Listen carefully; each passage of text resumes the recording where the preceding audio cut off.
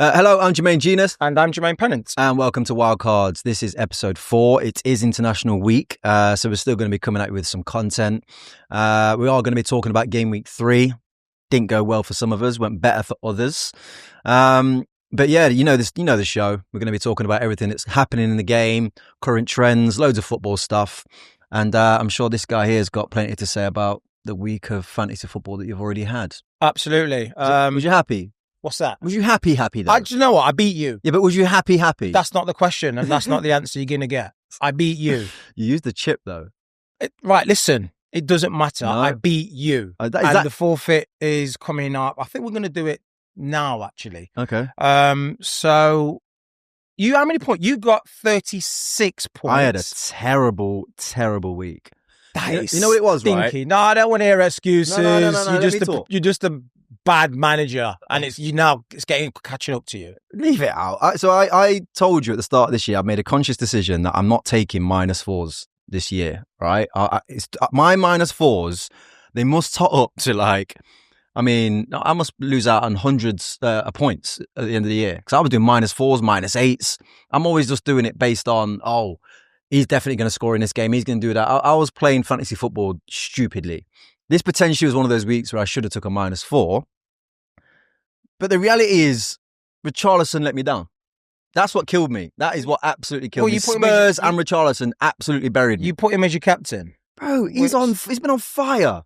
Bro, it's Richarlison. I know, but the minimum I was expecting with Spurs is that even if they lost the game, they might have lost it 3-2. No disrespect to Richarlison, but it's out of all the players you won, I think that was probably the weakest captain you could have picked. Really? Richarlison. Yeah, but João Pedro was the early kickoff, and you know that can ruin your day.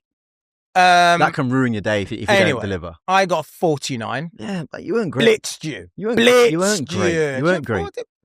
weren't great. And you had some major luck in there as well, didn't you? Doesn't matter. Voldemort, Anyway, your forfeit is this. What is that? It's a black coffee. Double espresso. You're going to have to give some context to this. Do you know what? I would like you to give the content, my friend. Please, you. The stage is all yours. To tell people why I don't like the full black coffee? Why you're having this. Why I'm getting at you. I'm just going to, So, basically, if it's a full black coffee, that messes with my stomach a little bit too much. And me and Penn was at a charity golf event once. Yes, we was. And it was at the end, wasn't it? We were all sat there. And it was one of those charities where, some of the stories are not so... very deep and emotional. It was very sad. And somebody was up there giving a speech about kind of... someone passing away. Basically, yeah. And I had a full black coffee because that's all that was on offer at the particular time. Literally within 5 minutes, I am sweating. I'm moving in my seat. And he's looking at me like, what's going on with you? And I'm trapped. I'm at Sunningdale Golf Club. And it's very it's not like it's a big room, is it? There must have been 25 people in the room, a football manager. It's a very intense space. People are looking at me and I'm just I can't leave. I'm literally going to have to shit myself in the room. And he's just doing this next to me, just dying next to me. And I'm hanging on for dear life, sweating like a madman. And I literally hung on by the skin of my teeth. Got me? All I could hear was...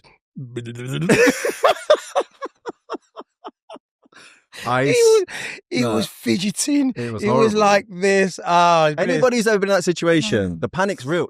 You're actually I'm an adult. This can't happen. So, can you stop talking? Can you have a sip, please? I want to see this today. This is disgusting. If I see this today, it's brilliant. Mid-show. I like it. Mid-show, oh my God, that's so strong. Yeah, boy, and nobody up.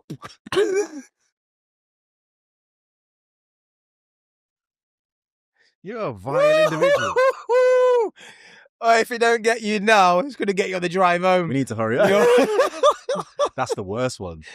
Oh, what a start to the show, guys. You have to hit the bushes. Oh, brilliant. Oh, mate. No. Yeah, so I got 49 points. Yeah. Haaland Scrape is my captain. I put Ireland on my captain. Look again. I did use a wild card. I used my free hit. I was banking on Man United. Silly. Fernandez and told you about Cunha. Burnley. I told you about Burnley last week, didn't I? I said to you that they're not idiots. I know, but you did say, they in the Championship they've got the best defensive record in the league in English football. Yeah, they've conceded 3 goals twice now. Yeah, but look at who they've played so far. Do you know what I mean? They've had to go to Old Trafford. They've had to go to, obviously, White Hart Lane or Tottenham Hotspur Stadium.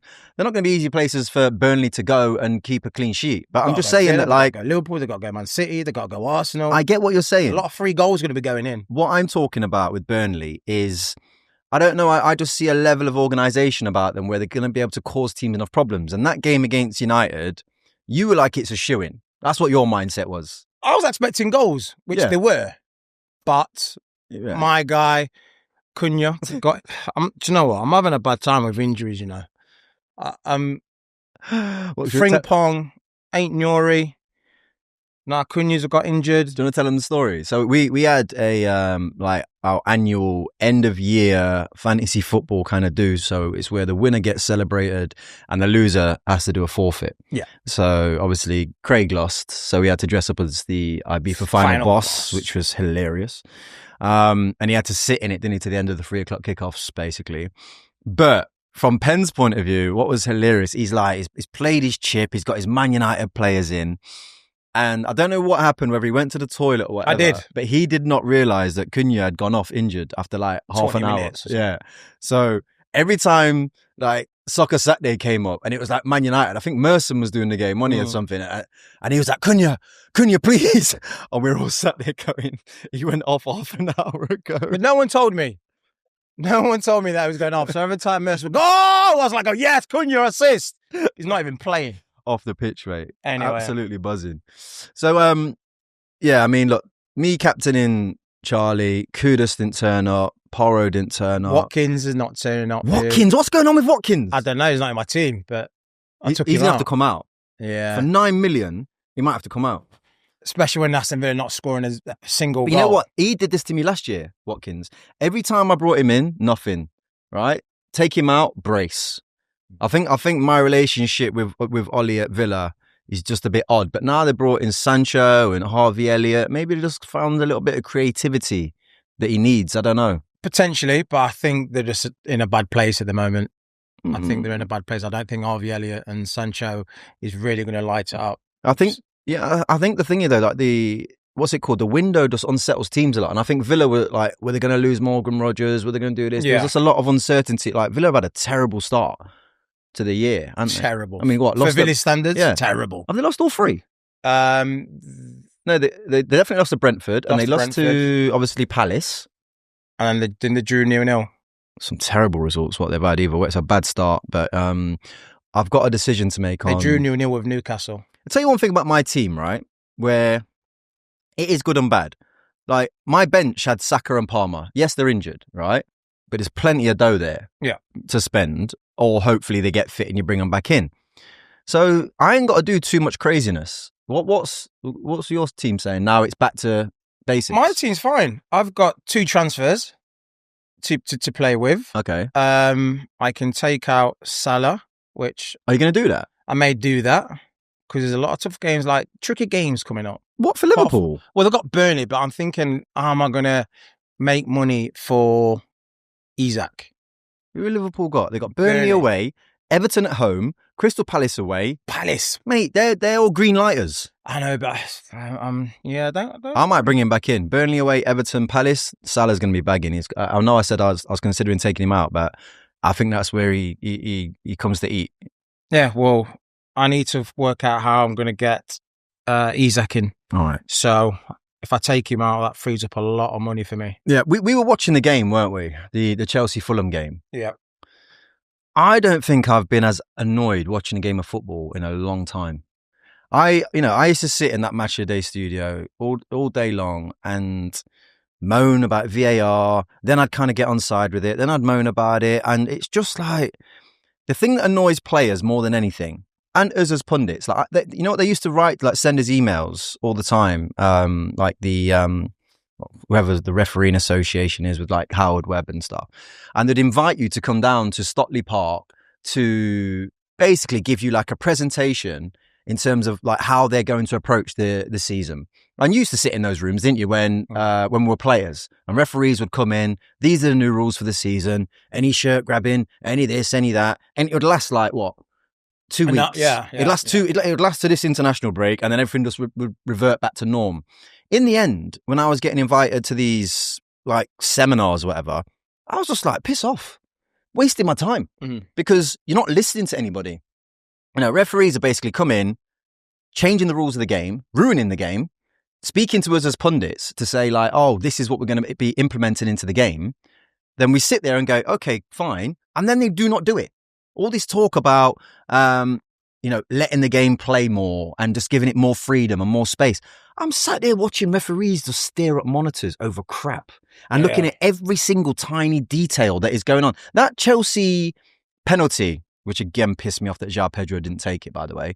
But how many things were they looking at? And for how long? Did he touch Iwobi's foot? Was there a handball? Like, it was like, what are we doing here?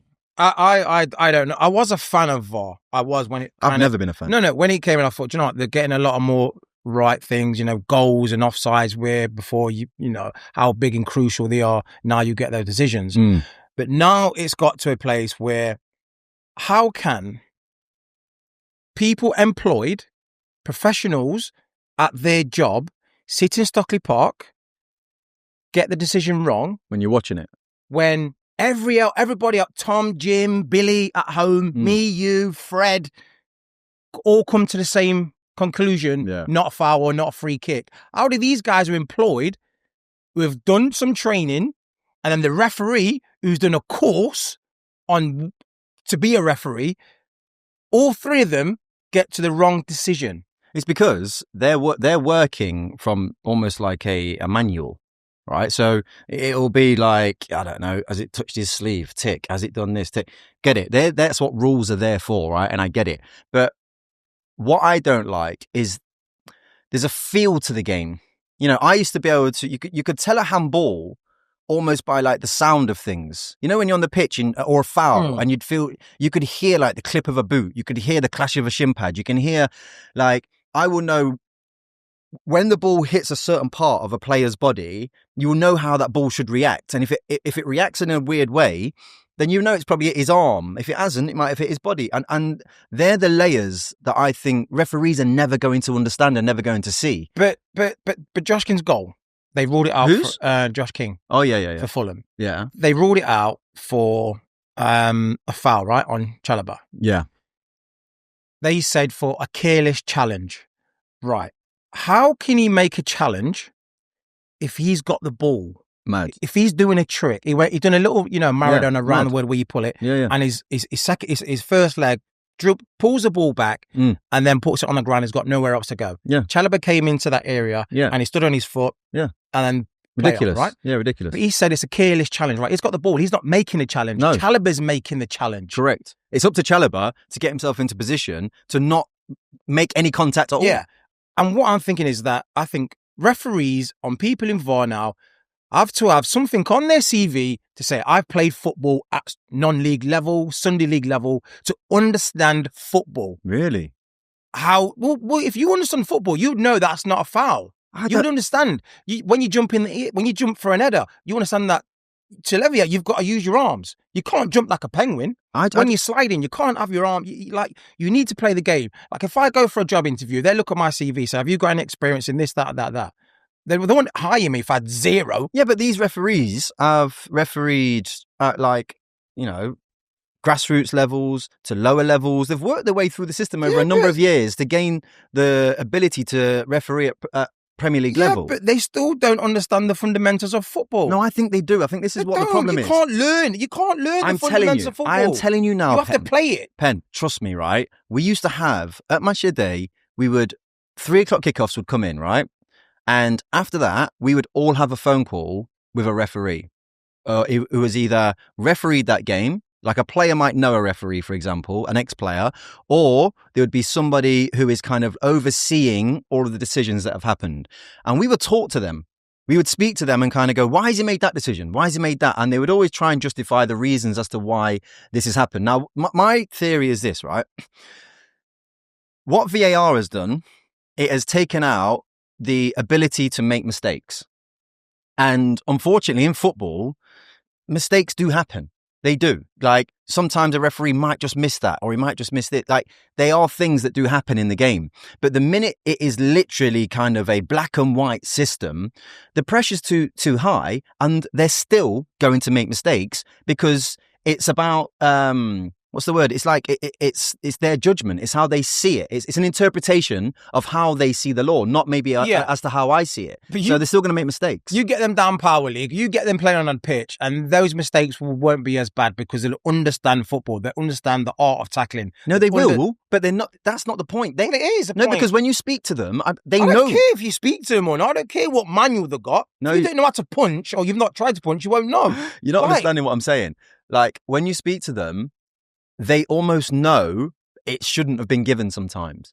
But they also know that there's somebody in the stand who is marking them based on all of these decisions. So in their minds, they're like, look, I probably wouldn't give that, but I'm going to give it because I know if I go to 1.256 in the manual and it says if it touches his sleeve, I have to give it. So they're more, it's too clinical in terms of how they're refereeing rather than like the feel of the game, and seeing how it goes on. Like referees now, I actually in a weird way feel sorry for them. I don't. Anyway, I'm done with VAR.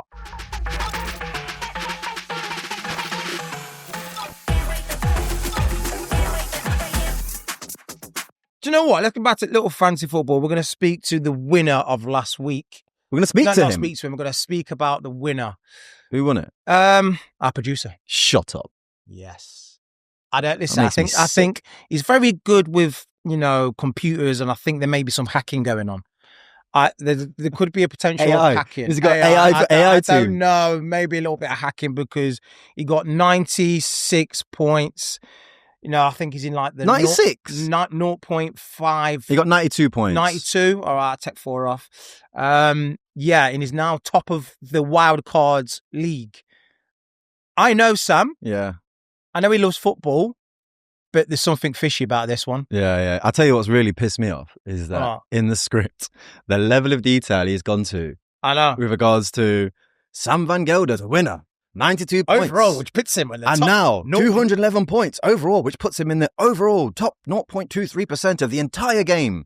Position 26,029 of 11,544,568 people. He's already claiming the mug. He is a mug, isn't he? He's a massive mug. He's getting a mug. I'm going to urinate in his mug. Some of that, Sam. Then drink your tea out of that bad boy. Nah, shout out, man. Game week 3 winner, Sam van Gelder, our very own Sam van Gelder, that is as well. We got some work to do. I am not getting beat by him this year, I'll tell you that much. But he's used his bench boost, hasn't he? Yeah. He's used his bench boost. And what did he do at the weekend? Like, it caught fire with something. What was it? That was his bench boost. Was it bench boost? The Sheffield. That was it. The Sunderland guy. Sunderland, Ellie Faisal, whatever his name is.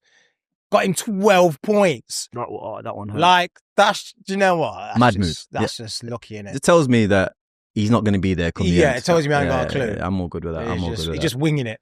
I'm all good I like it. I like his style, though. So moving forward, like game week 4, obviously we've got a lot of time to ponder. There's got the internationals coming up.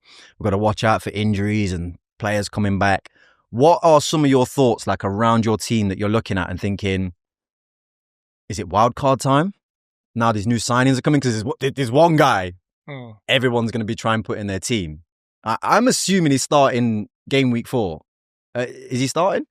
I don't think he will start. You don't think Isak's going to start? He's not going to start Burnley.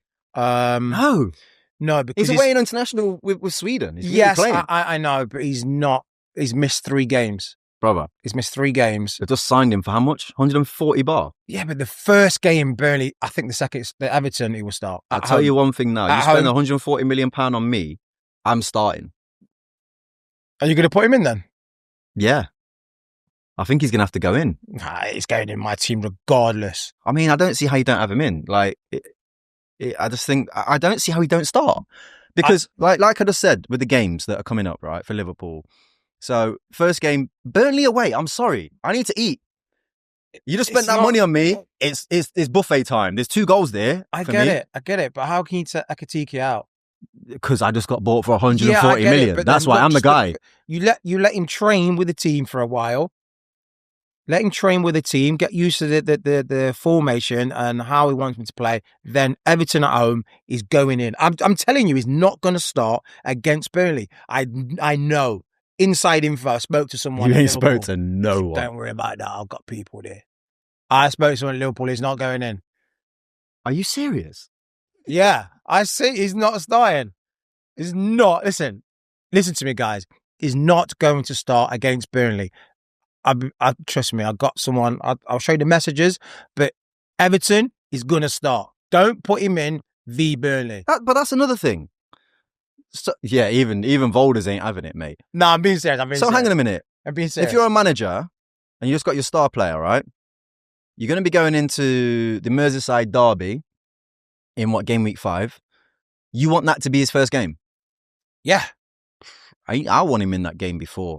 Like, I get it. No, but it will come off the bench. It will come on. Half an hour, 25 minutes, it will come on. Yeah. Just little open, open the lungs, little run around with the boys. I hear what you're saying. And then I hear what you're saying. It's like with Eze, he didn't start. You'd have thought Eze would have started at Liverpool. We haven't spoke about that, by the way. Yeah. We haven't even spoke about that. We'll get to that. That was some really nervous stuff from those Arsenal boys. All right. Well, what else are you thinking about? I'm looking at my team now, right? Sells Nico Williams. I need to get rid of this situation. Yeah. It's not like double ball boys. None of my goalkeepers have got me anything so far. And you know what? I'm considering going back to tried and tested last year, never failed. Dean Henderson. I'm liking Palace. I'm liking Dean where Henderson, they are. Especially now they've kept your boy. But now I don't know What? I think this could be Marc Guehi. His head could have rolled. Absolutely not. Bit of head loss. No. What do you mean no? No, he's fine. He's going to be fine. I told you already he's going to be fine. Absolutely fine. Are you mad? Fine.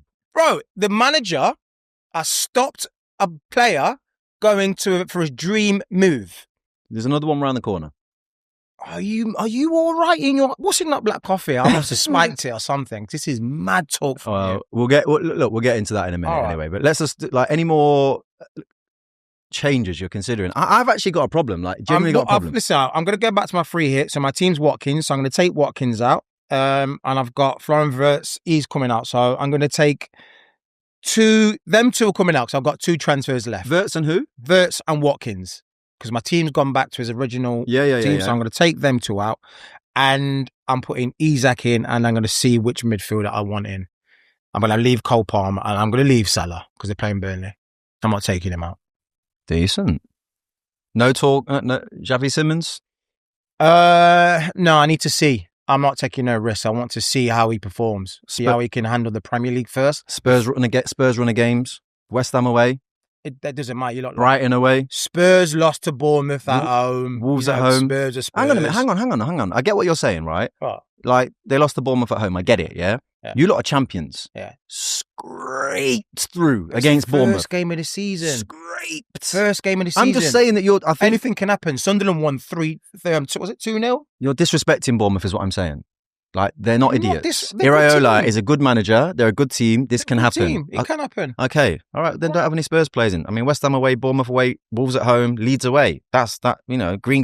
There's a lot of green lit stuff there for you to not feed. We'll put him in then. I just need to see how he performs in the Premier League. Yeah, he's not going to start, is he? There you go. So we'll see. So come on then. Who had the best, who do you reckon had the best transfer window out of everybody? Just say it. It's obviously Liverpool. It's obviously Liverpool, isn't it? So are you asking me? No. I think Liverpool. I think getting Isak over the line, I think that was just like the icing. Marc Guehi would have been icing on the cake, but it was cake without the icing. Yeah. You lot killed it. It was nice to see. Gyökeres, Frimpong. Yeah. Wirtz, Ekitike. Isak. Isak, that's good business. Yeah, good business. We talk about Arsenal. I think they've done great with Eze, Zubimendi. They've got this Gyökeres from centre half looked good, didn't he? He looked all right. Yeah. Gyökeres, which is, I think, I said it, even in our pilot show, where I was like, is he going to be a Darwin Núñez? Is he going to, get the numbers that he got in the Sporting? Yeah. Is he going to get that in the Premier League? And he's struggling, I think, against the big teams. He's not had a sniff. No, yeah. It's all good scoring against Leeds at home, but you need to do that when you're playing your Liverpool, Man United. Did he have any chances, though? Absolutely not. That's what I mean. I think, for me, when I watch strikers, right, I'm always a bit like, are you in the right position at the right time? More than kind of, not so much in terms of missing chances. Like, if you're missing chances, that's a problem. But at the minute with Gyökeres, there was a big chance, weren't there, at the end, where Gomez made that great block. Yeah. But the run that Gyökeres had made, when I saw, I thought, you know what, that he's going to score goals. Well, he will score He goals. does all the right things. He's playing for Arsenal. But you're also going to need some times where you can't rely on all your teammates all the time. You've got to have a little bit of oomph about you where, the ball comes to you, can hold in. You sometimes make your own goals. You can't, if I've got no service, I'm not scoring. He's going to receive the ball. He's going to have the ball. I think the game's changed, mate, like that. I don't think, honestly, if you look at, say, like Haaland, I watch... That's Haaland. But if you look at Isak, he can create his own stuff. Salah scores out of nowhere sometimes. Yeah, but Gyökeres seems more like an old school striker to me. He needs feeding. He needs those balls to be coming in the box. He needs to be... I think that goes for every striker. Every striker needs feeding, needs... You just said a minute ago they can make their own goals. I'm saying that he is specific to somebody who needs service, right? Like different type of service. Crosses coming into the box. He's not going to get it out wide, beat three people and smash it. I know he did it. He had that one goal against Leeds. But, I mean, I don't know what the defenders were doing at that point. To be honest with you, it was a strange goal. But I do like his movement. I'm liking some of the early things that I'm seeing with him is all I'm saying. So I know you can say, big games, Liverpool, Man United didn't deliver. I think the goals are coming, if I'm totally honest with Gyökeres. Okay, well then put him in your team then. I might.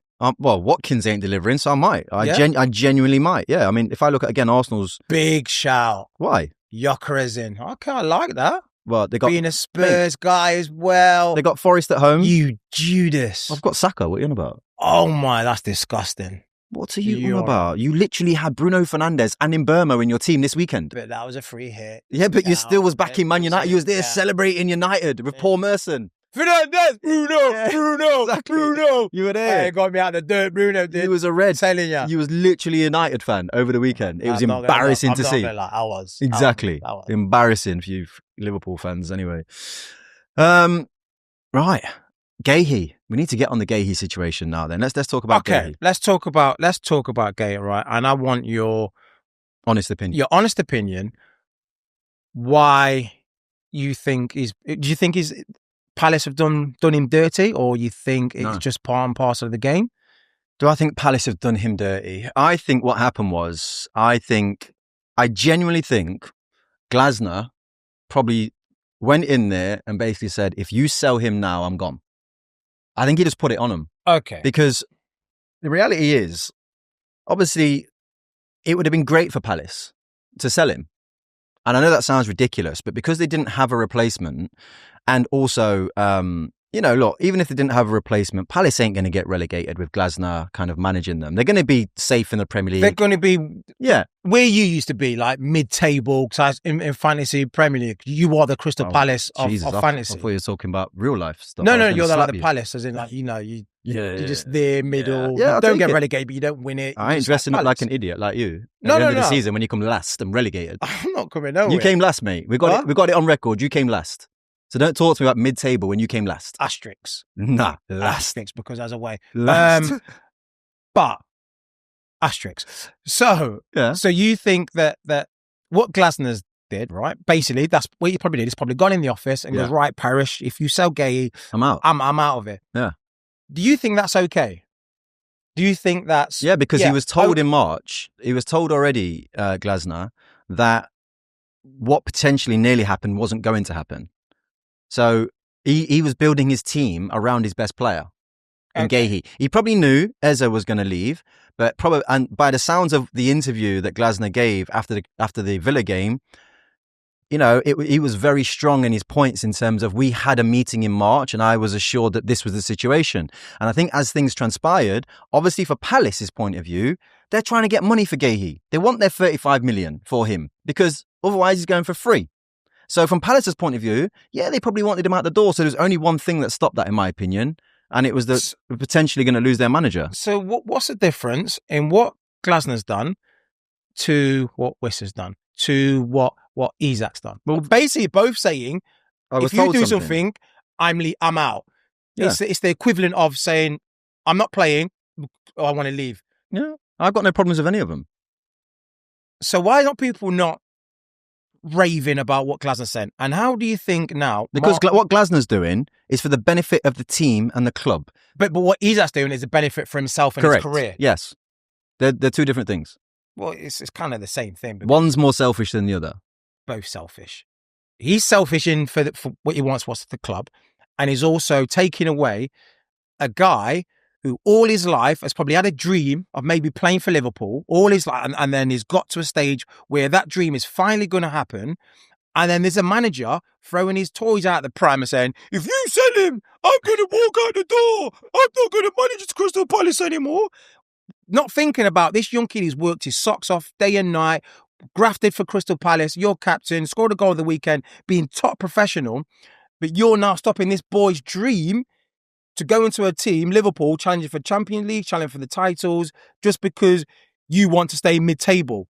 I think that's horrendous. I think that's really bad. And I won't be surprised if now the relationship of those two is gone. And he says, look, here's my captaincy. You give it to someone else. I don't want to be captain anymore. That's never going to happen. He's not that type of person. That's never, ever going to happen. Look, I get the argument here, and there's two sides to it. You know, there's two players that kicked and screamed and did whatever they did to get out the door, and they got what they wanted. And there's one guy here who did things professionally. My stance has never changed on this because, as I explained in Game Week 1 or episode 1 or 2, I kind of watched it happen with Luka Modric when he was desperate to go to Chelsea. He really wanted to go. And once he got his head back on his shoulders, he had arguably his best year in a Tottenham shirt and went to Real Madrid. So with Guehi, I just look at it like this. Like, if I was him, I'd be raging, 100%. I'm not saying I wouldn't be raging, but he strikes me as somebody who he just, you know, the highs ain't too high and the lows ain't too low type person. And I think he's very level-headed. I think he will just get back into that team. I think he'll be fine. And the reality is, if Liverpool want him so badly, and they were prepared to pay 35 million for him, they're 100% going to get him for free. I get that, but anything can happen now. He could play next weekend. Yeah, he could play for England. He could get a terrible injury, and his dreams shattered. You could, yeah. Exactly. So it's a risk rather than, you know, something nailed on, doing my medical. I think that the relationship now with Crystal Palace, even and Glasner, is going to be so toxic. It's going to be interesting to watch. It was toxic because it was already broken when they played Chelsea. He's trying to shine him to come over to go and clap to the fans. He looked at him and went, "You relax," and he just walked off and walked down the changing room. Now. No, but that was because he didn't want to make a big deal. That's what I'm saying about the personality of him. He didn't want to do this whole like, oh, goodbye, I'm gone. No. Against Chelsea, there's no goodbye because he's got another game to play. That was before he had the Chelsea game. The Chelsea game. I thought it was the Villa game. You know, the one there. No, it was 0-0. But rather than clapping the fans and just like, yeah, good game, he just said, no, I'm going. So the relationship's already broken. But now, but he's still got a World Cup to prepare for. He can get in Liverpool's team. He's that good. He can get in there. No, I'm not saying he won't get in there, but what I'm saying is the reason he has to just keep performing and getting his head on his shoulders is you can be as angry as you want towards a manager and to a football club. But come the end of the season, if you're just sulking, when you go for that first game for England, you're not going to be in a good place. So you need to get your head on anyway. Do you know what? He's going to get back after England, right? He's going to get back. He's going to get in the change room. He's going to get in there. He's going to glass up. I'm telling you now, it's going to work out. Sleep. It's going to work out for Guehi. Sleeping. Good things happen to good people. Nah, it's going to work out for him, I promise you. Yeah, whether it's in your club or whether it's, like I said, Real Madrid, Barcelona, Bayern Munich, he's going somewhere massive. And I think... It's not going Munich. It's not going Madrid. It's going to go Liverpool. Well, then he will still get his dream. But it's just why wait? This stuff is what it is.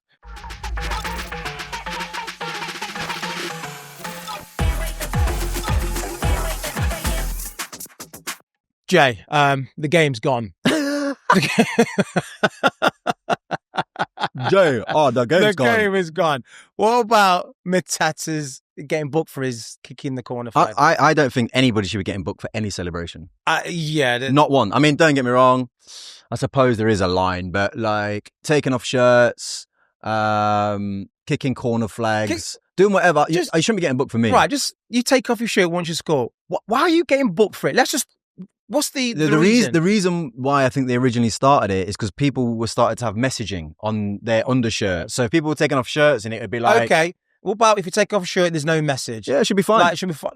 Like, come on. You should be able to do whatever you want, in my opinion. Yeah. Like when I watch like NFL and stuff, I know they're not like taking off garments and stuff, but they're really rubbing it in people's faces when they get a touchdown.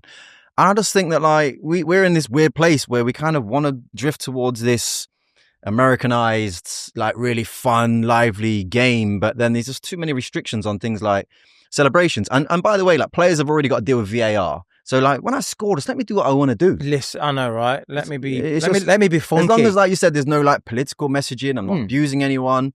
Like, okay, you need to get booked for any type of stuff you try and do with that. I get but that. If it's like a message of love and support and like, leave me alone. Like, leave me alone. That's what's one of my things. Let me be fruity. Let me be funky.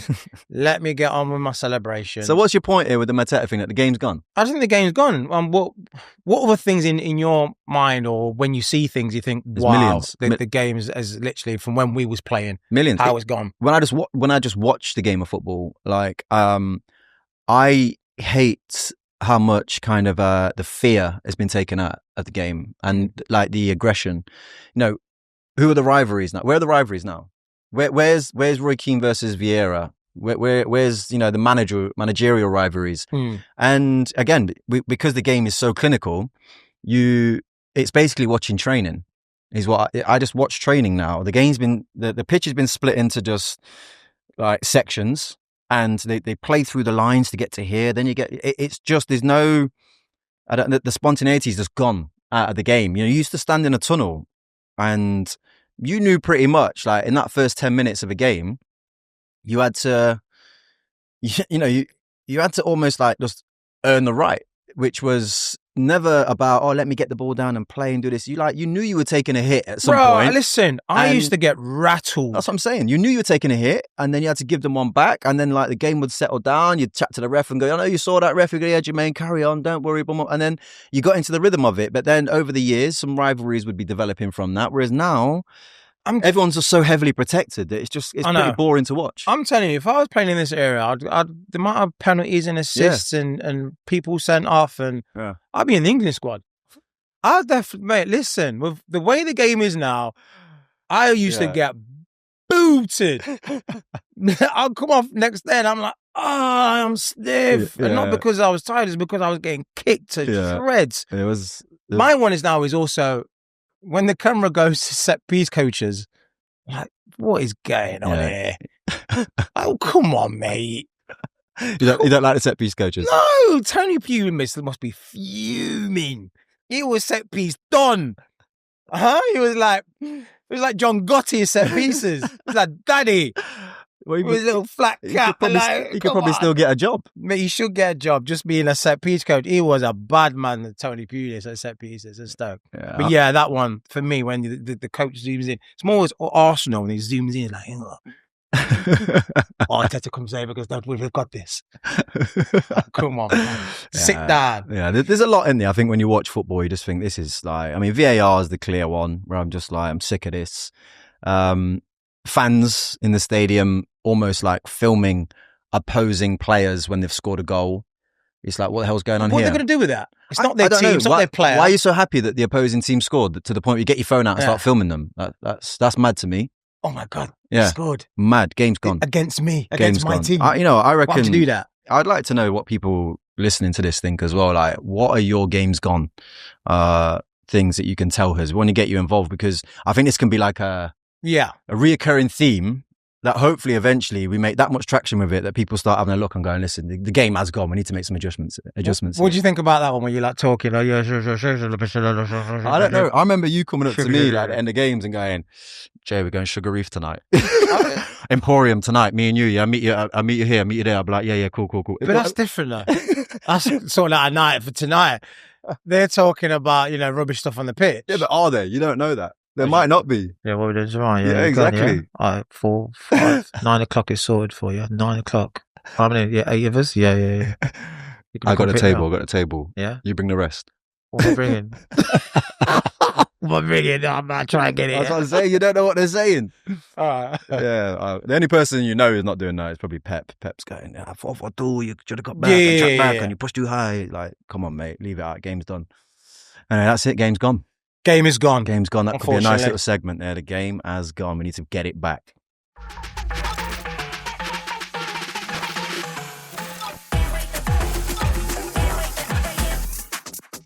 Right, we're going to be getting our mug out to Game Week 3 winner, our very own Sam Van Gelder. He will have his mug sent out to him this week so we can put that on display, I'm sure, for our next podcast. Sam, you don't want to drink out of it. Just saying. But honestly, thank you so much for your support so far. Obviously, brand new podcast, so all of your support is massively appreciated. So wherever you go and get your podcasts, please like, subscribe, get behind us, because we want to keep bringing you the best content we can possibly give you. So it's Wildcards Pod on Instagram, and it's Wildcards Pod wherever you get your podcasts.